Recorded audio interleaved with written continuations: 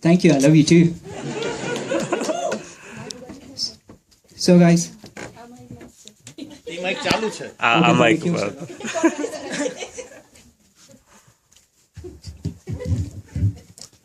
So, the people who don't know me, there's a special offer from Indian Summer. If you can remember a name at the end of the gig, then I will give you a free hug. And we are Indian, so free is really valuable. Trust me. So, as you said, like I was born in India and came over here 4 or 5 years ago.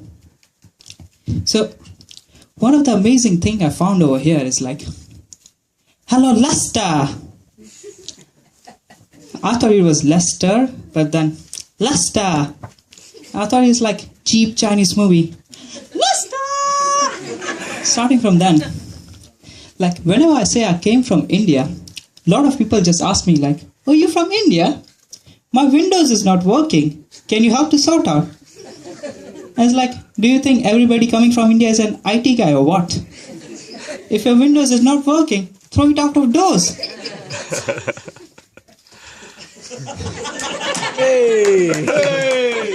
Then, the other thing I found over here, I meet so many people.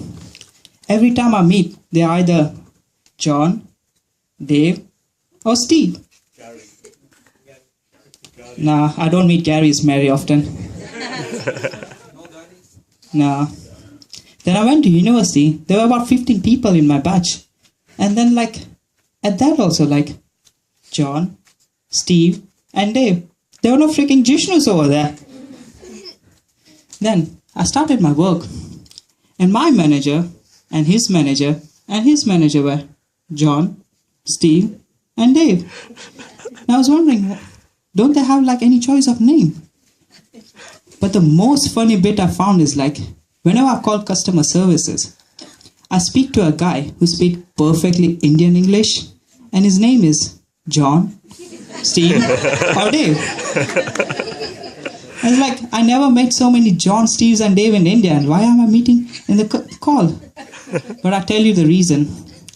Last summer, I went to Mumbai, and like, I was walking down the road, there was a beggar over there. You know, big heart, small pockets. I thought spare some change to him. As I was trying to get some change out, the phone rang. I was looking for my phone. And it's like, he took out an iPhone 5. And he opened his laptop and said, customer service, this is John speaking. So you know whom you speak next time, right? So after coming over here, I find kids over here. There's all these kids sitting in front and over back. They are really smart. Trust me, they are really smart. I went to my cousin's house. There was his son is like this. He asked me one question like, Uncle, does heart have legs? Does heart have 2 legs? And I said, no dear. Heart is an organ which pumps the blood out. It doesn't have any legs. It's like, you're lying to me, right? You're speaking on phone to someone and said, sweetheart, you have 2 sexy legs. See, told you, kids are really smart. And then, that same guy, he was asking his dad, Dad, can you write your name without looking? And his dad was, yeah, we can. We write with our hands, not with our eyes. So he told, write it then. He wrote it once, twice, thrice, 4 times.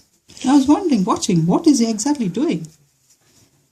And he went away and asked after a few days, hey, you were asking your dad to write your name. What was it about?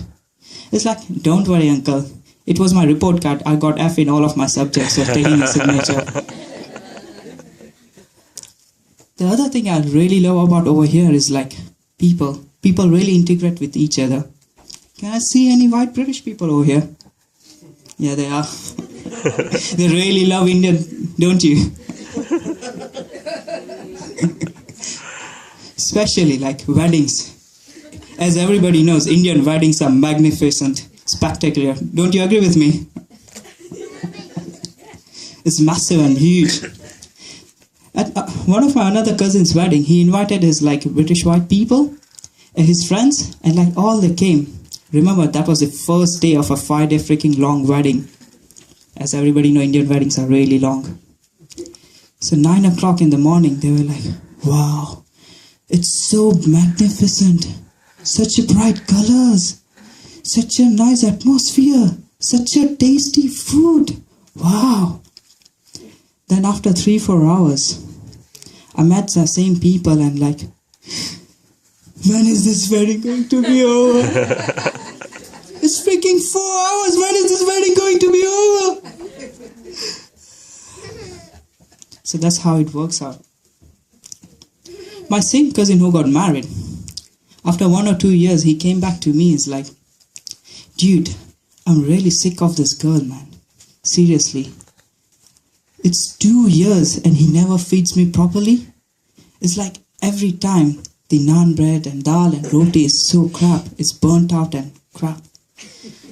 I was like, I really love my food, but like, I keep telling her again and again, but she never cooks properly. What shall I do?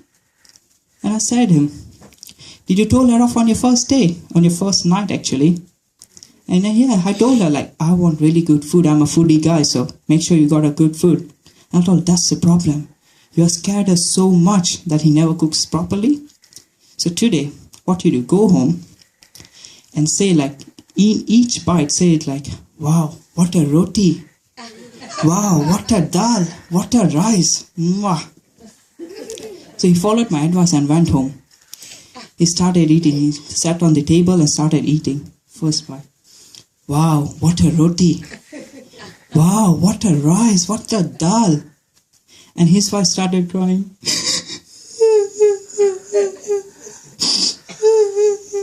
He was so shocked. I'm complimenting you. Why are you crying? It's like, in last 2 years you never complimented me. And today I'm sick and freaking that Shilpa has cooked the food and you're saying, wow, roti, what the hell?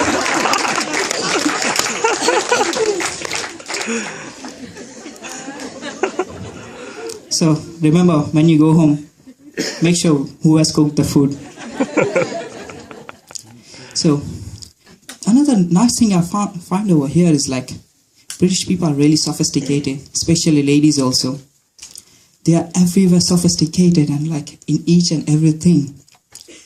One of the funniest thing I found in crying, if you go to like a British funeral, all the ladies would be crying really sophisticatedly.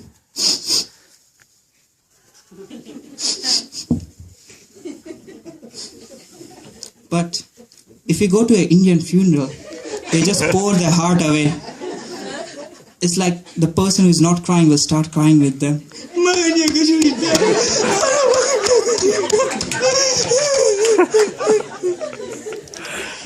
So I'll tell you a story. When I was in India, there was one of my friend, John, who came back from America and he was staying with me. Poor neighbor, he's a Maganbai. My neighbor who died, poor fellow, and tell you, John is the Maganbai of India. So when we were walking bypass, every ladies were crying so hard. That John guy was so impressed by the crying. He asked like, hey man, what are they doing? I was like,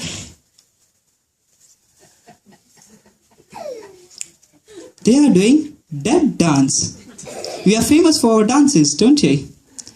So he was so impressed, he went back to his country and opened a new academy.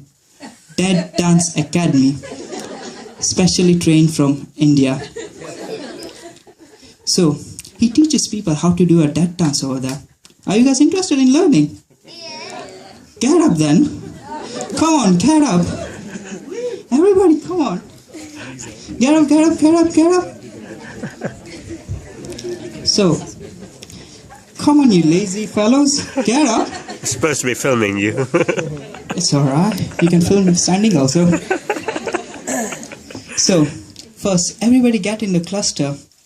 Make sure you don't touch anybody else, right? It's not allowed. It's a public place. So, everybody get in the cluster. Then make the position just like this. Take your chest slightly forward. Left leg front. And then come and go, come and go, come and go, and then say, hey, Magan Bhai, hey, hey, Magan Bhai, hey, hey, Magan Bhai, hey. They didn't like the dead dance, didn't you? They're so impressed they're running away. Aren't you? You see, free stuff, no one values it. So, the other thing which I really liked about here is festivals. Oh my god, I never miss any festivals. So, Navratri, one of my favorite festivals, where you go over there and for 9 days in the night you sing and dance with 2 sticks, right? 2 sticks. Just 2 sticks, not the third one. So, see, people who got it, some people. That is. Yeah, it's just your stick, nothing else. So, shush. The way you play Garba is like an Indian head shake is really important. But there are many people who come over there.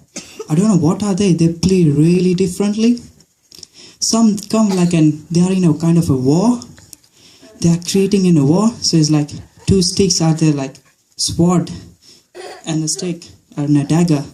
So it's like, yeah, yeah, yeah, yeah, yeah, yeah, yeah. And some people doesn't like to touch it as well. It's like, don't touch me. Don't touch me. Don't touch me. And ladies,